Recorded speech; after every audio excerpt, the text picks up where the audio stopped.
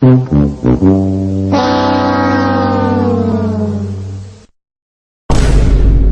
teorema de Pitágoras generalizado. Anteriormente en Profesor Jan. Pues el primer paso es dibujar un cuadrado, así. Y el segundo paso es dibujar C, los 4 triángulos, ya que esta es la manera en la que lo hemos construido. El lado derecho para obtener lo siguiente. Hola a todos y a todas, bienvenidos de vuelta al canal. Si me habéis seguido desde hace un buen tiempo, sabréis que yo tengo un vídeo en el que demuestro el teorema de Pitágoras usando un método muy sencillo en el que simplemente dibujo un cuadrado y a partir de ahí monto la teoría. Pero, adivinad qué, como todas las matemáticas, llega un punto que cuando avanzas suficiente, descubres que lo que has aprendido no es más que una instancia concreta de algo mucho más general. Y, pues, como podéis ver por el título de este vídeo, el teorema de Pitágoras no es una excepción a esta norma. También existe, en particular, el teorema pitagorino, o la identidad pitagorina, generalizada. Y no solo viene generalizada en más dimensiones, sino que viene generalizada en diferentes espacios. Entonces, para explicar esto y que tenga sentido, tenemos que explicar qué es un espacio de producto interno, qué es la norma de un vector, qué es la ortogonalidad de un vector, y a partir de ahí podemos desarrollar la teoría de este nuevo teorema. Entonces, antes de empezar, quiero explicar cuál es la motivación de este vídeo. Bueno, pues como expliqué en ese vídeo y como todo el mundo sabrá, porque es algo de conocimiento muy común, el teorema de Pitágoras que se suele aprender en las escuelas se generaliza a R2. Entonces, aunque no lo sepáis, se suele usar en R2. Y esto se aprende por un triángulo rectángulo. Tú tienes un triángulo rectángulo en R2, entonces normalmente simplemente usamos las longitudes de los lados, pero matemáticamente expresando esto, aquí tenemos unos vectores v y w, los cuales son perpendiculares. Y entonces el teorema de Pitágoras tiene la excepción de que si este es el vector v más w, pues tenemos que la magnitud de v más w al cuadrado es la magnitud de v al cuadrado más la magnitud de w al cuadrado. Esto es lo que el teorema de Pitágoras que conocemos todos los días. Bien, pues entonces aquí es donde viene la parte interesante. Y es que en las matemáticas nos encontramos normalmente con un resultado en particular y observamos que si ciertas propiedades las quitamos, podemos generalizar nuestro resultado a condiciones más generales que no requieran que tengamos cosas específicas. Entonces, la cosa es, ¿qué sucede si esto no es R2? ¿Qué pasa si es Rn? ¿Qué pasa si no es R? ¿Qué pasa si es Cn? ¿Qué pasa si no es ni n ni c? ¿Qué pasa si es el espacio de polinomios de n variables de x? Eso también es un espacio vectorial. Pero aquí ya los vectores ya no son direcciones ni flechas, ahora aquí ya nuestros vectores son funciones. ¿Qué quiere decir el teorema de Pitágoras con funciones?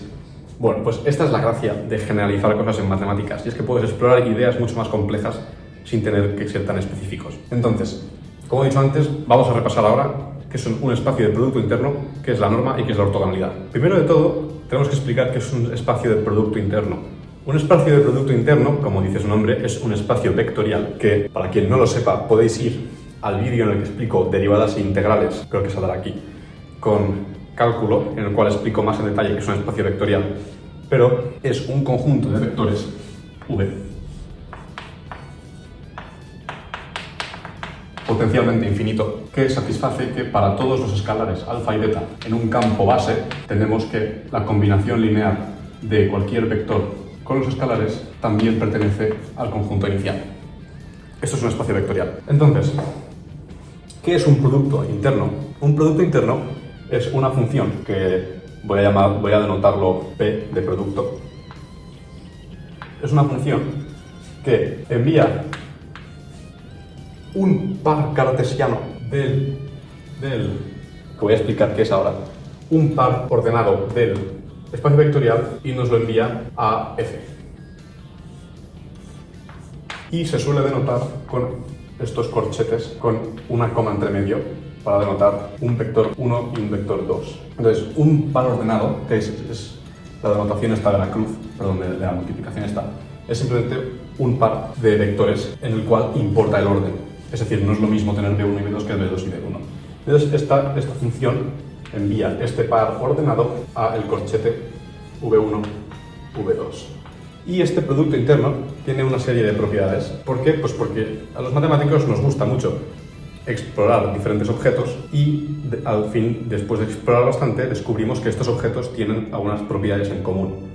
Y entonces lo que hacemos es ponemos estas propiedades como una serie de axiomas y llamamos a todas las cosas que satisfacen estos axiomas con el mismo nombre. Entonces, las propiedades que tiene el producto interno es linealidad en la primera entrada, es decir, que alfa V1 más beta V2 con el producto interno V3 es precisamente lo mismo que alfa producto interno V1 V3 más beta producto interno V2 V3. Esto quiere decir linealidad en la primera entrada. La siguiente propiedad es simetría conjugada. ¿Qué quiere decir simetría conjugada? Muy sencillo, si tú tienes este producto interno, alfa V1 beta V2, es precisamente lo mismo que beta V2 alfa V1 producto interno conjugado. Y para quienes no lo sepan, conjugado simplemente quiere decir que si tienes un número complejo, cambias el signo de la parte imaginaria. Vale. Siguientes propiedades. No negatividad. Eso quiere decir que para todos los vectores X en un espacio vectorial, en un espacio vectorial de producto interno, es decir, un espacio vectorial que tenga un producto interno, el producto interno X siempre tiene que ser mayor a 0 o igual, mayor o igual a 0. Y hay otra propiedad que se llama no degeneratividad. No estoy seguro si en castellano se dice así. En inglés es non-degeneracy. Esto implica que para todos los vectores X en una especie vectorial, X es igual a 0 si y solo si el vector X es el vector 0. Vale, estas son las 4 propiedades de un producto interno. Entonces, el producto interno más conocido, y es el que la mayoría de vosotros conoceréis si tenéis un mínimo conocimiento de matemáticas decentes, conoceréis el producto escalar. El producto escalar es un producto que se suele dar en cuarto de la ESO y es una función que si tú tienes un vector 1 y un vector 2 en Rn, definimos el producto escalar, que es v1.v2, como la suma de las entradas de los vectores. Este es el producto que todos conocéis y es el que es, y se puede demostrar usando el teorema del coseno. ¿Se ve bien esto? Sí. Se puede demostrar usando el teorema del coseno que esto es igual a la magnitud de v1 multiplicado por la magnitud de v2 multiplicado por el coseno del ángulo agudo entre los dos vectores, pero esto no lo voy a demostrar yo.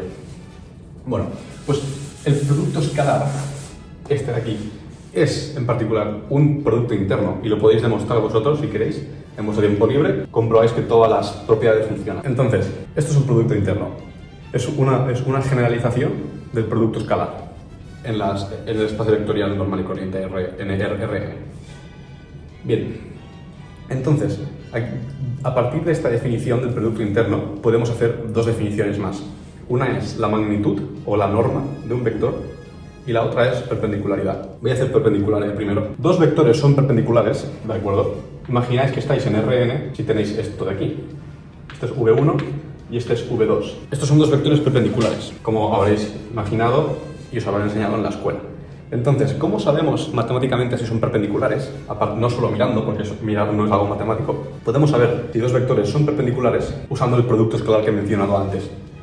¿Por qué? Porque aquí V2 con el producto V1, con la fórmula que os he dicho antes, que la podéis demostrar vosotros mismos muy fácilmente con el teorema del coseno, esto era la magnitud de los dos vectores por el coseno de este ángulo.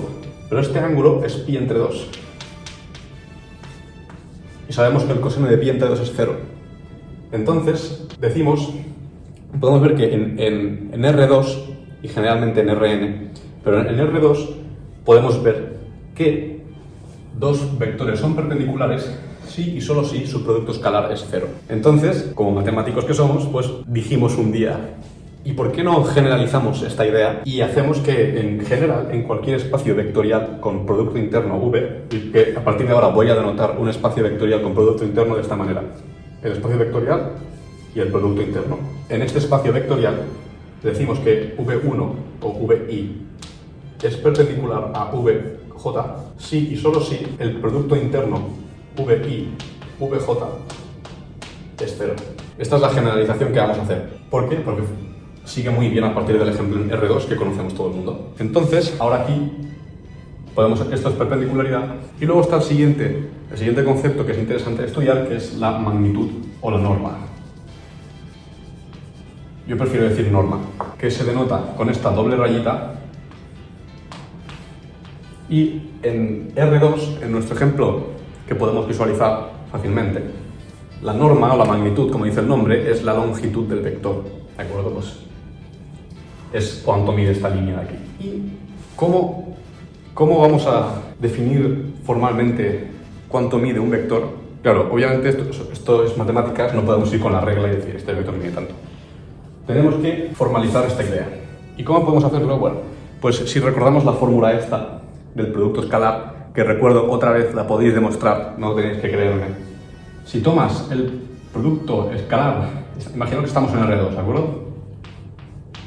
En R2, si tomas el producto escalar de un vector, VI, consigo mismo, ¿esto qué es? Esto es la magnitud de VI por la magnitud de VI por el ángulo entre VI y EVI. ¿Qué pasa? VI e VI son el mismo vector, son literalmente el mismo vector. El ángulo que hay entre ellos es 0 y el coseno de 0 es 1. Entonces es VI por VI, que es igual a VI al cuadrado. Entonces, de R2 generalizamos a cualquier espacio vectorial V con un producto interno y decimos que la magnitud, con dos rayitas estas, VI, la magnitud de un vector VI es, por decirlo, la magnitud al cuadrado es igual a el producto interno de VI consigo mismo. Esto es la magnitud de un vector definido bien matemáticamente con una fórmula. Fantástico. ¿Y ahora qué es lo siguiente? Ahora ya podemos introducir la idea de estudiar el teorema de Pitágoras generalizado. Bien, teorema, la identidad de Pitágoras generalizada. Entonces, este es el teorema de Pitágoras generalizado. Sea V, producto interno, un espacio de producto interno. Sea S, un conjunto de vectores, V1, V2, Vn, un conjunto ortogonal. ¿Y qué quiere decir un conjunto ortogonal? Pues quiere decir que para todos los vectores VI, VJ en S, tenemos que VI es perpendicular a VJ. Esto es lo que quiere decir un conjunto ortogonal. Entonces tenemos que, para todos los escalares alfa 1, alfa 2, alfa n en un campo base F, tenemos que la magnitud de la suma de i es igual a 0 hasta acá, alfa i, VI al cuadrado es igual a la suma desde i es igual a 0 hasta acá de la magnitud alfa i al cuadrado por la magnitud VI al cuadrado. Perfecto. Este es el teorema de Pitágoras generalizado a cualquier espacio vectorial con producto interno. Y ahora vamos a demostrarlo. Demostración. Es hora de demostrarlo. Bien, recordad que la parte de la izquierda era la magnitud de la suma desde i es igual a 0 hasta acá de un escalar alfa i multiplicado por un vector VI al cuadrado. Bien, recordamos, antes hemos definido que la norma al cuadrado era el producto interno de un vector consigo mismo. Entonces esto es lo mismo que el producto interno de la suma desde i es igual a 0 hasta acá de alfa i VI consigo mismo, es decir, la suma voy a usar a la j, desde j es igual a 0 hasta acá de alfa j VJ. Esta es nuestra noción de la magnitud, tal y como lo hemos definido antes. Entonces, ahora vamos a usar las siguientes propiedades que también hemos definido antes sobre el producto escalar, perdón, el producto interno. La primera va a ser la de linealidad en la primera entrada. Es decir, que podemos sacar todos los escalares. Tal que esto va a ser la suma desde i es igual a 0 hasta acá de alfa i por el producto interno VI y aquí nos quedará la suma, igual que antes, j es igual a 0 hasta k, alfa j, vj. Esto es usando la linealidad en la primera entrada. Y ahora tenemos que usar la siguiente propiedad del producto interno, que es la simetría conjugada. Es decir, podemos escribirlo igual, alfa i, darle la vuelta, alfa j, vj, vi, conjugarlo. Ahora usamos la propiedad de la linealidad en la primera entrada otra vez, tal que para sacar el escalar alfa j. Entonces esto va a ser ahora la suma desde i es igual a 0 hasta k, suma j es igual a 0 hasta k, alfa i, alfa j. ¿Qué pasa? Alfa j ahora está conjugado, porque todo esto estaba conjugado. Y entonces aquí voy a saltarme un paso para hacerlo más compacto. Voy a volver a usar la simetría conjugada y voy a volver a darle la vuelta. Y voy a tener vi, vj. Genial. Esto voy a escribirlo de una manera más compacta. Voy a quitar la doble suma y voy a decir simplemente suma desde todos los valores de i y j. Mucho más compacto. Entonces ahora hay que observar la siguiente propiedad, y es que hemos asumido antes que todos estos vectores vi y vj pertenecen a un conjunto ortogonal. Es decir, que todos los vectores son perpendiculares con todos, excepto consigo mismos, obviamente. Por lo tanto, como antes hemos dicho que la manera matemática de formalizar que dos vectores son perpendiculares es diciendo que su producto interno es igual a 0, esto va a ser igual a 0 para todos los valores de i que no sean iguales a j, y va a ser alfa i, alfa j conjugado con el producto interno vi, vj para todos los valores de i igual a j. Exacto. Entonces, como que i es igual a j, es bastante más cómodo escribirlo todo con el mismo nombre. Entonces tenemos alfa i por alfa i conjugado por el producto escalar vi con vi. Perdón, producto interno. Entonces, ahora hay que hacer dos observaciones. Primero, ¿qué es alfa i por alfa i conjugado? Bien, aquí alfa i por alfa i conjugado, pues no es más que un número multiplicado por su conjugado. Entonces, tenemos nuestro campo va a ser a f. Y f básicamente es una manera rápida de escribir los números complejos o los números reales, uno de los dos. Entonces, ¿qué sucede si son los números reales? Alfa i conjugado es alfa i, porque no hay parte imaginaria, y alfa i por alfa i es alfa i al cuadrado. Y alfa i al cuadrado es la magnitud de alfa al cuadrado. ¿Y qué pasa si tenemos c? Si tenemos c, alfa i por alfa i conjugado, podéis comprobarlo vosotros mismos, es un ejercicio para el lector, un número complejo multiplicado por su conjugado es la magnitud de su número complejo al cuadrado. Lo podéis comprobar vosotros mismos. Entonces, esto de aquí nos queda la magnitud de alfa i al cuadrado. ¿Y qué es el producto interno vi con vi? Pues lo hemos definido antes, y de hecho lo hemos usado aquí arriba. El producto interno de vi con vi no es más que la magnitud vi al cuadrado. Entonces, usando este resultado con este argumento de aquí, podemos llevarlo todo junto, y es la suma de por todos los valores de i de la magnitud de alfa i al cuadrado por la magnitud de vi al cuadrado. Y esto es precisamente la parte derecha del teorema de Pitágoras generalizado. Así que, demostrado. Bueno, y hasta aquí el vídeo de hoy. ¿Y cuál es la moral de este vídeo? Bien, la moral de este vídeo obviamente no era enseñaros el tostón que es el teorema de Pitágoras generalizado a cualquier espacio vectorial en cualquier dimensión, porque eso francamente no le importa a nadie que no sea un matemático puro. Bueno, miento, sí que es útil. Pero ¿cuál es la moral de este vídeo? La moral de este vídeo es enseñaros a vosotros, el público, qué es la labor de un matemático. La labor de un matemático no es como muchos se piensan, ir a la universidad a aprender a multiplicar números más grandes y más grandes muy rápido. No, eso no es lo que hace un matemático, aunque sea lo que nos enseñan los dibujos animados.